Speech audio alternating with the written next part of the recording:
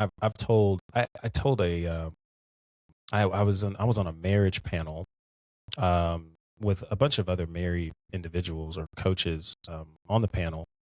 And something I mentioned was kind of briefly what you're hinting at. Like, you got to be careful with the social media aspects 'cause there's a lot of assumptions created with that, right? I mean, you're looking at the morning routines, get ready with me, watch us travel across the world.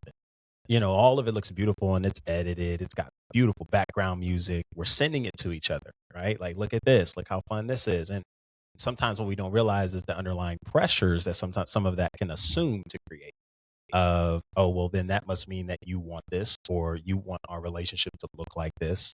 And now I'm feeling as if I'm not enough as it relates to that. And so now here we are using social media that is fake in and of itself in so many different reasons and areas as the standard for what the relationship should look like. And you're absolutely right. I think when we don't, and no one posts their losses. You notice not a whole lot of people post their losses, post their issues. It's everything is highlights. And I think when we look at that and we don't take our face away from the screens and just pay attention to what's around us on a daily basis, we can get lost in the sauce in that direction. And I completely agree. It's a challenge. I believe and this may not be necessarily said from a statistical standpoint of the reasons for divorce. But if you ask divorce lawyers, one in particular, I'm thinking of one James Sexton or Saxton. I Texting. believe, yeah, he's an amazing, amazing guy, man. I think a lot of his stuff is so interesting. But social media is one of those ones because we were so caught up on what we thought it should be.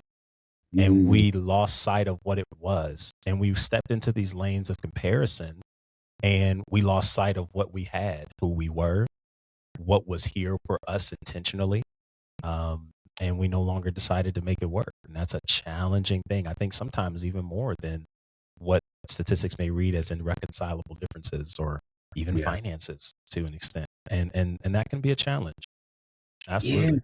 Yeah. It's the expectation, I think. And even so, because in the Brave Hearts community, Sean, I do not sleep with my phone in the room. Now that's I admire that. I literally post on Instagram one day because I have a digital clock, old school digital clock. Do you know what a digital clock Yeah, is? absolutely. Oh yeah. Okay, Uh-huh. okay.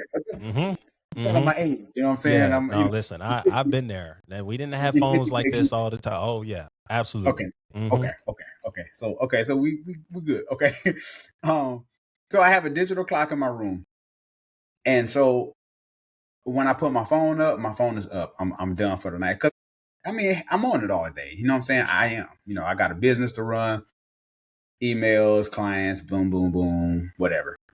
Um, so when I'm done, I unplug. When I go to my bedroom, I'm like, my wife, you have me. You have my undivided attention. You know what I'm saying?